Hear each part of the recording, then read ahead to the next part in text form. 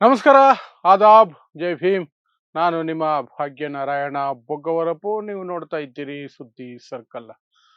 ಭಾರತದಲ್ಲಿ ರಾಜ್ಯಪಾಲರು ಯಾವೆಲ್ಲ ರೀತಿಯಲ್ಲಿ ಬದಲಾವಣೆ ಆಗಿದ್ದಾರೆ ಇತ್ತೀಚಿನ ವರ್ಷಗಳಲ್ಲಿ, ಅದು ಸಹ 2014ರಲ್ಲಿ ನರೇಂದ್ರ ಮೋದಿ ಅಧಿಕಾರಕ್ಕೆ ಬಂದ ನಂತರ ಈ ರಾಜ್ಯಪಾಲರು ಆಡ್ತಿರುವಂತಹ ರೀತಿ ಇದೆಯಲ್ಲ, ಅದು ಈ ಹಿಂದೆ ಯಾವ ಸಂದರ್ಭದಲ್ಲಿಯೂ ಸಹ, ಎಮರ್ಜೆನ್ಸಿ ಸಂದರ್ಭದಲ್ಲಿಯೂ ಸಹ ಈ ರೀತಿಯ ನಡವಳಿಕೆ ಆಗಿರಲಿಲ್ಲ. ಬಟ್ ನಾವು ಕಳೆದ 11-12 ವರ್ಷಗಳಿಂದ ನೋಡ್ತಾ ಇದ್ದೀವಿ.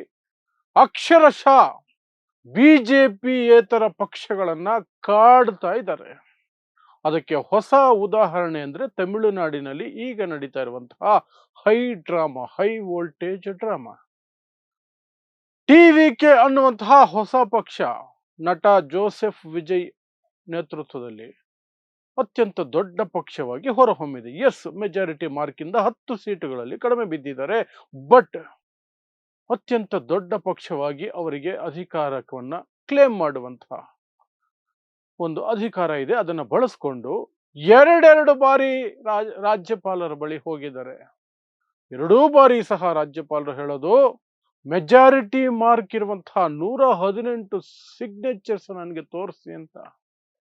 ಸೊ ಏನ್ ನಡೀತಾ ಇದೆ ತಮಿಳುನಾಡಿನಲ್ಲಿ, ಮತ್ತು ಇದು ಯಾವ ರೀತಿಯಾದಂತಹ ಸಂವಿಧಾನದ ಒಂದು ಅವಹೇಳನ ಇದು ಸಂವಿಧಾನಕ್ಕೆ, ವಿವರಿಸುವಂತಹ ಪ್ರಯತ್ನವನ್ನು ಮಾಡ್ತೀನಿ.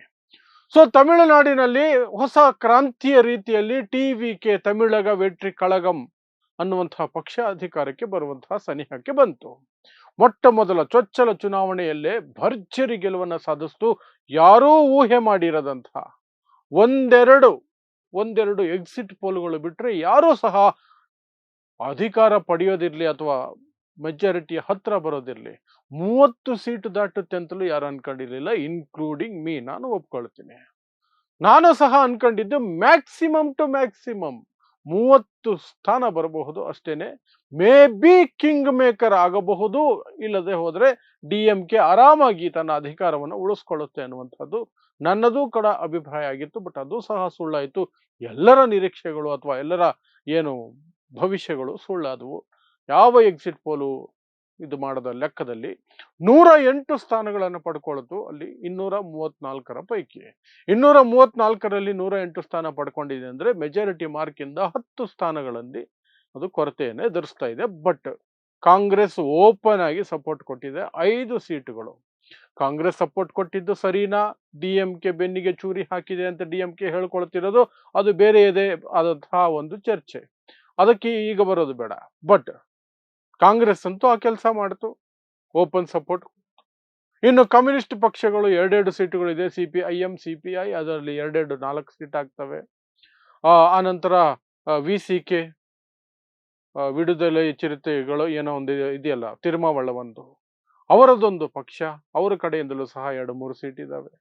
ಸಾಕಷ್ಟು ವಿಚಾರಗಳಲ್ಲಿ ಅವರು 118 ಆರಾಮಾಗಿ ಕ್ರಾಸ್ ಮಾಡ್ತಾರೆ. 123ಗೆ ಹೋಗುತ್ತೆ, 23ರವರೆಗೆ ಹೋಗುತ್ತೆ ಟಿವಿಕೆ ಸಂಖ್ಯೆಗಳು. ಬಟ್ ಅದನ್ನ ಈಗಲೇ ಪ್ರೂವ್ ಮಾಡಿ ಆ ನಂತರ ಪ್ರಮಾಣ ವಚನ ನಿಮಗೆ ಬೋಧಿಸ್ತೀನಿ ಅಂತ ಹೇಳುವಂತಹ ಗವರ್ನರ್ ಅವರ ನಡೆ ಇದೆಯಲ್ಲ, ಅದು ಸಂವಿಧಾನವನ್ನ ಒಂದು ರೀತಿ ಅವಹೇಳನ ಮಾಡಿದ ಹಾಗಾಗತ್ತೆ.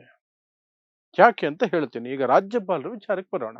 ಮೊದಲಿಗೆ ರಾಜೇಂದ್ರ ವಿಶ್ವನಾಥ್ ಅರ್ಲೇಕರ್, ನಿಮಗೆ ಹೆಚ್ಚಿಗೆ ಹೇಳಬೇಕಾಗಿಲ್ಲ. ಈಗಿರುವ ರಾಜ್ಯಪಾಲರು ಎಲ್ಲರೂ ಸಹ ನರೇಂದ್ರ ಮೋದಿ, ಅಮಿತ್ ಶಾ ಅವರಿಂದ ನೇಮಕಗೊಂಡಂತಹ ರಾಜ್ಯಪಾಲರು. ಅವರ ನಡವಳಿಕೆಗಳನ್ನ ನಾವು ಮೊದಲಿಂದಲೂ ನೋಡ್ತಾ ಇದ್ದೀವಿ. ತಮಿಳುನಾಡಿನಲ್ಲಿ ಈ ಮೊದಲಿದ್ದಂತಹ ರಾಜ್ಯಪಾಲರಿಂದ ಹಿಡಿದು ಈಗಿರುವ ರಾಜ್ಯಪಾಲರವರೆಗೆ ಅವರು ಯಾವ ರೀತಿ ಸರ್ಕಾರಗಳನ್ನ ಇಕ್ಕಟ್ಟಿಗೆ ಸಿಲುಕಿಸೋದ್ರಲ್ಲಿ ತುದಿಗಾಲಲ್ಲಿ ನಿಂತಿರ್ತಾರೆ. ದಿನ ಬೆಳಗಾದ್ರೆ ಸರ್ಕಾರದೊಂದಿಗೆ ಸಂಘರ್ಷ. ಅದು ಪಶ್ಚಿಮ ಬಂಗಾಳ ಇರ್ಲಿ, ಪಂಜಾಬ್ ಇರ್ಲಿ, ಎಲ್ಲೆಲ್ಲಿ ಬಿಜೆಪಿಯೇತರ ಸರ್ಕಾರಗಳಿದಾವೋ, ಇನ್ಕ್ಲೂಡಿಂಗ್ ಕರ್ನಾಟಕದಲ್ಲಿಯೂ ಸಹ ವಿಧಾನಸಭೆಯಲ್ಲಿ ಪಾಸ್ ಆದ ಬಿಲ್ಲುಗಳು ಹೋಗಿ ರಾಜ್ಯಪಾಲರ ಆಫೀಸಲ್ಲಿ ಕೂತ್ಕೊಂಡು ನಿದ್ದೆ ಹೊಡಿಬೇಕಾದಂತಹ ಪರಿಸ್ಥಿತಿ. ಯಾವುದಕ್ಕೂ ಸಹಕಾರ ಇಲ್ಲ. ಬಿಜೆಪಿ ಕಡೆಯಿಂದ ಬಂದರೆ ಮಾತ್ರನೇ ಸಹಕಾರ ಅನ್ನೋದನ್ನ ಪರೋಕ್ಷವಾಗಿ ನಿರೂಪಿಸುವ ರೀತಿಯಲ್ಲಿ ರಾಜ್ಯಪಾಲರು ಕೆಲಸ ಮಾಡ್ಕೊಂಡಿದ್ದಾರೆ. ಸೊ ಅಲ್ಲಿಗೆ ಈ ತಮಿಳುನಾಡಿನ ಈಗಿನ ರಾಜ್ಯಪಾಲರು ಅರ್ಲೇಕರ್ ಸಾಹೇಬರು ಅವರು ಅದನ್ನೇ ಮುಂದುವರಿಸಿದ್ರು. 118 ಜನರ ಸಿಗ್ನೇಚರ್ ಬೇಕು ನನಗೆ ಅಂತ. ಹಾಗಾದರೆ ಈ ಹಿಂದಕ್ಕೆ ಸ್ವಲ್ಪ ಹೋಗೋಣ. ಬೆಳ್ಳಂಬೆಳಗ್ಗೆ 5 ಗಂಟೆಗೆ ಮಹಾರಾಷ್ಟ್ರದಲ್ಲಿ ಫಡ್ನವೀಸ್ಗೆ ಪ್ರಮಾಣ ವಚನ ಬೋಧಿಸಿದ್ರಲ್ಲ, ಅಜಿತ್ ಪವಾರ್ನ ಉಪಮುಖ್ಯಮಂತ್ರಿಯಾಗಿ ಫಡ್ನವೀಸ್ಗೆ ಮುಖ್ಯಮಂತ್ರಿಯಾಗಿ, ಅದು ರಾಜ್ಯಪಾಲರ ಕಚೇರಿಯಲ್ಲಿಯೇ ಯಾರಿಗೂ ಗೊತ್ತಿಲ್ಲದೆ ಮುಂಜಾನೆ ಮುಸುಕಿನಲ್ಲಿ ಬೆಳಗಾಗೋದಕ್ಕೆ ಕಾಯ್ದೇನೆ. ಆಗ ಯಾವ ನಂಬರ್ಗಳಿತ್ತು, ಯಾವ ಒಂದು ಮೆಜಾರಿಟಿ ಮಾರ್ಕ್ ಇತ್ತು? ಇಲ್ಲ. ಯಡಿಯೂರಪ್ಪನವರಿಗೆ 104 ಸೀಟ್ ಇದ್ದಾಗ ಇಲ್ಲಿ 15 ದಿನ ಸಮಯ ಕೊಟ್ಟು ಮುಖ್ಯಮಂತ್ರಿಯಾಗಿ ಪ್ರಮಾಣ ವಚನ ಬೋಧಿಸಿದ್ರಲ್ಲ ಆಗಿನ ರಾಜ್ಯಪಾಲರು. ಆಗ ಯಾವ ಆಧಾರದ ಮೇಲೆ ಬೋಧಿಸಿದ್ರು? ಆವಾಗ ಅವರೆಲ್ಲರೂ ಎತ್ತಿದಂತಹ ವಿಚಾರ, ರಾಜ್ಯಪಾಲರು ತಮ್ಮ ನಡೆಯನ್ನ ಸಮರ್ಥನೆ ಮಾಡಿಕೊಂಡಿದ್ದು ಅತಿ ದೊಡ್ಡ ಪಕ್ಷವಾಗಿರೋದ್ರಿಂದ ನಾವು ಕೊಡ್ತಾ ಇದ್ದೀವಿ. ಈಗಲೂ ಕೊಡಿ. ಟಿವಿಕೆ ಅತಿ ದೊಡ್ಡ ಪಕ್ಷ ತಾನೆ, ಎಲ್ರಿಗಿಂತ ಅತಿ ಹೆಚ್ಚು ಸೀಟುಗಳನ್ನು ಪಡ್ಕೊಂಡಿದೆ ತಾನೆ. ಅದರ ನೆಕ್ಸ್ಟ್ ಇರುವಂತಹದ್ದು DMK 59 ಸೀಟು, ಎಷ್ಟೋ ಹಿಂದ್ಗಡೆ ಇದೆ, ಅರ್ಧ ದಾರಿಯಲ್ಲಿದೆ. ಅದು AIADMK ಕೇವಲ 47 ಸೀಟ್ ಇರೋದು. ಅವರಿಬ್ಬರು ಸೇರಿದ್ರು ಸಹ ಸರ್ಕಾರ ರಚನೆ ಮಾಡೋಕ್ಕಾಗೋದಿಲ್ಲ. 10-12 ಪಕ್ಷಗಳು ಒಟ್ಟಿಗೆ ಆದ್ರೆ ಮಾತ್ರನೇ TVKನ ಪಕ್ಕಕ್ಕಿಟ್ಟು ಸರ್ಕಾರ ರಚನೆ ಮಾಡೋ ಸಾಧ್ಯತೆ ಇರೋದು. ಹಾಗಿದ್ರೂ ಸಹ TVKಗೆ ಅತಿ ದೊಡ್ಡ ಪಕ್ಷ ಅನ್ನುವ ಕಾರಣಕ್ಕಾದರೂ ಸಹ ಅವರನ್ನು ಆಹ್ವಾನ ಮಾಡಿ ಸರ್ಕಾರ ರಚನೆಗೆ ಅವಕಾಶ ಕೊಟ್ಟು ಫ್ಲೋರ್ ಆಫ್ ದಿ ಹೌಸ್ ಅಲ್ಲಿ ನೀವು ಸ್ಟ್ರೆಂತ್ ಅನ್ನ ಪ್ರೂವ್ ಮಾಡಿ ಅಂತ ಸಮಯಾವಕಾಶ ಕೊಡಬಹುದು. ಹೆಚ್ಚಿಗೆ ಸಮಯಾವಕಾಶ ಕೊಡೋದು ಬೇಕಾಗಿಲ್ಲ. 1 ದಿನ, 2 ದಿನ, 3 ದಿನ ಕೊಡಿ. ಇಲ್ಲ, 118 ಜನರ ಸಿಗ್ನೇಚರ್ ತಗೊಂಡು ಬನ್ನಿ, ಆಮೇಲೆ ನಿಮಗೆ ಪ್ರಮಾಣ ವಚನವನ್ನು ಬೋಧಿಸ್ತೀನಿ ಅನ್ನುವಂಥದ್ದು ಇದೆಯಲ್ಲ, ಇದು ಅದೇ ಜಾಗದಲ್ಲಿ, ಅದೇ TVK ಜಾಗದಲ್ಲಿ ಬಿಜೆಪಿ ಇದ್ದಿದ್ದು 108 ಅಲ್ಲ, 59 ಏನಿದೆ DMKಗೆ, ಅದಕ್ಕಿಂತ ಒಂದೇ ಒಂದು ಸೀಟು ಜಾಗ ಹೆಚ್ಚಿದ್ದಿದ್ರೆ, ಒಂದೇ ಒಂದು ಸೀಟು ಜಾಸ್ತಿ ಇದ್ದಿದ್ರೆ, 60 ಸೀಟು ಬಿಜೆಪಿ, DMK 59 ಇದ್ದಿದ್ರೆ, ಬಿಜೆಪಿಗೆ ಇಷ್ಟೊತ್ತಿಗೆ ಪ್ರಮಾಣ ವಚನ ಯಾವಾಗಲೂ ಕೊಟ್ಟು 1 ವಾರ 10 ದಿನ ಸಮಯನೂ ಸಿಕ್ಕಿರೋದು. ಫ್ಲೋರ್ ಆಫ್ ದಿ ಹೌಸ್,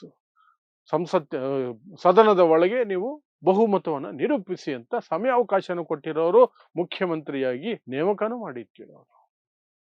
ಆದರೆ ಆ ಜಾಗದಲ್ಲಿ ಈಗ ಇವತ್ತು TVK ಇರುವ ಕಾರಣಕ್ಕಾಗಿ, TVK ಇದೆ ಅನ್ನೋ ಒಂದು ಕಾರಣಕ್ಕಾಗಿ ಬಿಜೆಪಿಯ ತಾಳಕ್ಕೆ ಕುಣಿಯುವಂತಹ ರಾಜ್ಯಪಾಲರಿರೋ ಕಾರಣಕ್ಕಾಗಿಯೇ ಇವತ್ತು ತಮಿಳುನಾಡಲ್ಲಿ ಇಂತಹದೊಂದು ಸಾಂವಿಧಾನಿಕ ಬಿಕ್ಕಟ್ಟು ಎದುರಾಗಿದೆ ಅಂತ ಸ್ಪಷ್ಟವಾಗಿ ನಾವು ಓಪನ್ ಆಗಿ ಹೇಳ್ಕೊಳ್ಬಹುದು. ಹಾಗಾದ್ರೆ ಬಿಜೆಪಿಯ ಪ್ಲಾನ್ ಏನು? ಇದರಲ್ಲಿ ಬಿಜೆಪಿ ಸರ್ಕಾರ ರಚನೆ ಮಾಡ್ಬಿಡುತ್ತಾ ಅಂದ್ರೆ ಸಾಧ್ಯನೇ ಇಲ್ಲ. ಯಾಕಂದ್ರೆ ಅಲ್ಲಿ ಅಮ್ಮಮ್ಮ ಅಂತ ಮುಕ್ಕಿ ಗೆದ್ದಿರೋದು ಒಂದು ಬಿಜೆಪಿ ಅಭ್ಯರ್ಥಿ, ಒಂದೇ ಒಂದು ಸೀಟ್ ಬಿಜೆಪಿ ಗೆದ್ದಿರೋದು ಅದರ ಯೋಗ್ಯತೆಗೆ. ಆದರೂ ಇಷ್ಟೆಲ್ಲ ಕುತಂತ್ರ, ಷಡ್ಯಂತ್ರ, ತಂತ್ರ, ಪ್ರತಿತಂತ್ರ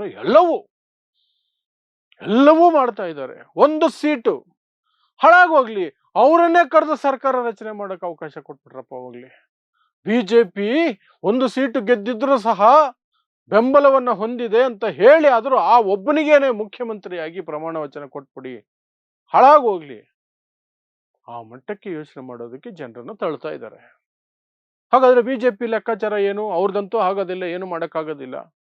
ಬಿಜೆಪಿ ಲೆಕ್ಕಾಚಾರ ಇಷ್ಟೇ, ಸಾಧ್ಯ ಆದರೆ ರಾಷ್ಟ್ರಪತಿ ಆಡಳಿತವನ್ನು ಹೇರ್ಬಿಡೋದು.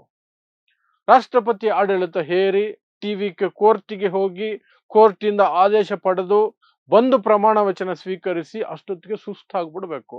ಅಷ್ಟೊತ್ತಿಗಾಗ್ಲೇ ಆ TVK ಪಕ್ಷಕ್ಕೆ, ಹೊಸ MLAಗಳಿಗೆ, TVK ಪಕ್ಷದ ನಾಯಕ ವಿಜಯ್ಗೆ ಎಲ್ರಿಗೂ ಒಂದು ತರ ಇರಿಟೇಷನ್ ಬಂದ್ಬಿಡ್ಬೇಕು. ಅವರು ಏನಾದ್ರೂ ತಪ್ಪುಗಳು ಮಾಡೋದಕ್ಕೆ ಓಪನ್ ಆಗ್ಬಿಡ್ಬೇಕು. ಅವರ ಬ್ರೈನ್ಗೆ ನೆಮ್ಮದಿ ಕೊಡಬಾರ್ದು, ಆಡಳಿತ ನಡೆಸೋದಕ್ಕೆ ಅವಕಾಶ ಕೊಡಬಾರ್ದು ಸರಿಯಾಗಿ. ಅವ್ರ ಕಾನ್ಸಂಟ್ರೇಷನ್ ಫುಲ್ಲು 24 ಗಂಟೆ ರಾಜ್ಯಪಾಲರೊಂದಿಗೆ ಸಂಘರ್ಷದಲ್ಲೇ ಕಳಿಬೇಕು. ಆ ನಂತರ ಏನು 15 ದಿನಾನೋ 1 ತಿಂಗಳಾದ್ಮೇಲೇನೋ ಪ್ರಮಾಣ ವಚನ ಆಗಿ ಅವರು ಮುಖ್ಯಮಂತ್ರಿ ಆಗಿ ಬಂದ ನಂತರ ಮೊದಲನೇ ಅಧಿವೇಶನ, ಜಂಟಿ ಅಧಿವೇಶನ ಅಂತ ಏನು ಕರಿತೀವಿ ಅಥವಾ ಕರ್ನಾಟಕದಲ್ಲಿ, ಅದೇ ರೀತಿ ತಮಿಳುನಾಡಿನಲ್ಲಿ ಮೊದಲನೇ ಅಧಿವೇಶನ ಕರೆದಾಗ ಅಲ್ಲಿಯೂ ಸಹ ನಾನು ಭಾಷಣ ಮಾಡಲ್ಲ, ನಾನು ಹಾಗೆ ಎದ್ದೋಗ್ತೀನಿ. RN ರವಿ ಅದನ್ನೇ ತಾನೇ ತಮಿಳುನಾಡಲ್ಲಿ ಮಾಡ್ತಿದ್ದಿದ್ದು. ಭಾಷಣ ಮಾಡಲ್ಲ ನಾನು, ಸರ್ಕಾರ ಕೊಟ್ಟಿರೋ ಭಾಷಣ ಇದು, ಇದರ ಬಗ್ಗೆ ನನಗೆ ತಕರಾರುಗಳಿದ್ದಾವೆ ಅಂತ. ರಾಜ್ಯಪಾಲರಿರೋದು ಚುನಾಯಿತ ಪ್ರತಿನಿಧಿಗಳ ಪರವಾಗಿ ಅಲ್ಲ, ಚುನಾಯಿತ ಪ್ರತಿನಿಧಿಗಳು ಹೇಳುವುದನ್ನು ಮಾಡೋದಕ್ಕೆ. ರಾಜ್ಯಪಾಲರ ದೊಡ್ಡ ಏನು ಜವಾಬ್ದಾರಿ ಏನು ಅಂದ್ರೆ ಸಂವಿಧಾನ ಪಾಲನೆ ಆಗ್ತಿದೆಯಾ ಇಲ್ವಾ ಅಂತ ನೋಡ್ಕೊಳ್ಳುವಂತಹದ್ದು ಅಷ್ಟೇನೆ. ಸರ್ಕಾರ ಏನ್ ಮಾಡಬೇಕು, ಯಾವ ಯೋಜನೆ ತರಬೇಕು, ಯಾವ ಯೋಜನೆ ತರಬಾರದು, ಅದರ ಬಗ್ಗೆ ಅವರಿಗೆ ಪ್ರಶ್ನೆ ಮಾಡುವ ಯಾವ ಹಕ್ಕು ಇಲ್ಲ. ಯಾಕೆಂದ್ರೆ ಅವರೆಲ್ಲ ಜನರಿಂದ ಚುನಾಯಿತರಾದಂತಹ ಪ್ರತಿನಿಧಿಗಳು, ಜನಪ್ರತಿನಿಧಿಗಳು. ಜನರು ತಮ್ಮ ಪ್ರತಿನಿಧಿಯಾಗಿ MLAಗಳನ್ನ ಕಳಿಸಿರ್ತಾರೆ. ಅವರು ಒಂದು ಮುಖ್ಯಮಂತ್ರಿಯನ್ನು ಆಯ್ಕೆ ಮಾಡ್ಕೊಳ್ತಾರೆ, ಒಂದು ಸಂಪುಟ ಆಗುತ್ತೆ. ಆ ಸಂಪುಟ ಸಭೆಯಲ್ಲಿ ಕೈಗೊಳ್ಳಲಾದ ನಿರ್ಧಾರಗಳಿಗೆ ಇಡೀ ರಾಜ್ಯದ ನಿರ್ಧಾರ ಅನ್ನುವಂತಹ ಮಾನ್ಯತೆ ಇರುತ್ತೆ. ಅದನ್ನ ರಾಜ್ಯಪಾಲರು ಸಂವಿಧಾನದ ಅಡಿಯಲ್ಲಿ ಬರ್ತಾ ಇದೆಯಾ, ಸಂವಿಧಾನವನ್ನ ಮೀರಿ ಏನು ನಡೀತಾ ಇಲ್ವಾ ಅಷ್ಟನ್ನು ಮಾತ್ರ ನೋಡಬೇಕು. ಬಟ್ ಇಲ್ಲ ಹಂಗಲ್ಲ. ರಾಜ್ಯಪಾಲರಿಗೆ ಬಿಜೆಪಿ ಖುಷಿಯಾಗೋ ರೀತಿಯಲ್ಲಿ ಇದೆಯಾ, ಇದು ಬೇರೆ ಪಕ್ಷ, ಇದರ ಸರ್ಕಾರ ಇದೆ, ಇದು ಈ ಯೋಜನೆ ಮಾಡಿದ್ರೆ ಜನರಲ್ಲಿ ಓಟ್ ಜಾಸ್ತಿ ತಗೊಂಡ್ಬಿಡುತ್ತೆ, ಆ ಯೋಜನೆ ಕಲ್ಲಾಕ್ಬಿಡೋದು. ಆ ರೀತಿ ಮಾಡಿ ತಮಿಳುನಾಡಿನಲ್ಲಿ ಇವತ್ತು ಇಂತಹ ಪರಿಸ್ಥಿತಿಗಳನ್ನ ನಿರ್ಮಾಣ ಮಾಡುವ ಹಂತಕ್ಕೆ ಈ ದೇಶದ ರಾಜ್ಯಪಾಲರು ಬಂದಿದ್ದಾರೆ.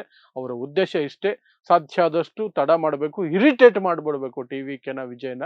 ಹೇಗಾದ್ರೂ ಮಾಡಿ ಮುಂದಿನ ದಿನಗಳಲ್ಲಿ ಸಂಘರ್ಷದಲ್ಲೇ ಈ ಸರ್ಕಾರ ನಡೀತಾ ಇರಬೇಕು. ಯಾವ ಯೋಜನೆಗಳನ್ನು ಸಹ ಜಾರಿ ಮಾಡೋದಕ್ಕೆ ಅಥವಾ ನಿರ್ಧಾರಗಳನ್ನ ತೆಗೆದುಕೊಳ್ಳೋದಕ್ಕೆ ಅವರಿಗೆ ಕಿರಿಕಿರಿ ಆಗ್ತಾನೆ ಇರಬೇಕು ಅಷ್ಟೇ, ಇನ್ನೇನಿಲ್ಲ. ಅದಕ್ಕೆ ಪೀಠಿಕೆ ಇದು. ಈ ರೀತಿ ಪ್ರಮಾಣ ವಚನಕ್ಕೇನೆ ಅವಕಾಶ ಮಾಡಿಕೊಡದೆ ದಿನ ಬೆಳಗಾದ್ರೆ ಕಾಡ್ತಾ ಇರೋದು. ಇಲ್ಲಿವರೆಗೆ ಎರಡು ಬಾರಿ ವಿಜಯ್ ಹೋಗಿದ್ದಾರೆ ರಾಜ್ಯಪಾಲರ ಬಳಿ. ಎರಡೂ ಸಲ ರಾಜ್ಯಪಾಲರು ವಾಪಸ್ ಕಳಿಸಿದ್ದಾರೆ. 118 ಜನರು ಸಿಗ್ನೇಚರ್ ಜೊತೆ ಬಂದ್ರೆ ಮಾತ್ರ ಅಂತ. ಅದೇ ಬಿಜೆಪಿ ಇದ್ದಿದ್ರೆ 60 ಸೀಟ್ ಇದ್ದಿದ್ರು ಸಹ ಇವತ್ತು ಪ್ರಮಾಣ ವಚನ ಆಗಿ ಹೋಗಿರೋದು ಅಷ್ಟೇ. ಇದನ್ನ ಅರ್ಥ ಮಾಡ್ಕೊಂಡ್ರೆ ನಿಮ್ಗೆ ಬಿಜೆಪಿಯ ನರೇಂದ್ರ ಮೋದಿ, ಅಮಿತ್ ಶಾ ಆಟಗಳು ಏನು ಈ ದೇಶದ ಪ್ರಜಾಪ್ರಭುತ್ವದ ವಿರುದ್ಧ ಅನ್ನೋದು ಸ್ಪಷ್ಟವಾಗಿ ಅರ್ಥ ಆಗುತ್ತೆ ಅಷ್ಟೇ. ಇದಿಷ್ಟು ತಮಿಳುನಾಡಿನಲ್ಲಿ ಈಗ ನಡೀತಾ ಇರುವಂತಹ ಬೆಳವಣಿಗೆ. ಇಂತಹದ್ದೇ ವಿಶೇಷ ಸುದ್ದಿಗಳಿಗಾಗಿ ನೋಡ್ತಾ ಇರಿ ಸುದ್ದಿ ಸರ್ಕಲ್. ನಾನು ನಿಮ್ಮ ಭಾಗ್ಯನಾರಾಯಣ ಬೊಗವರಪು.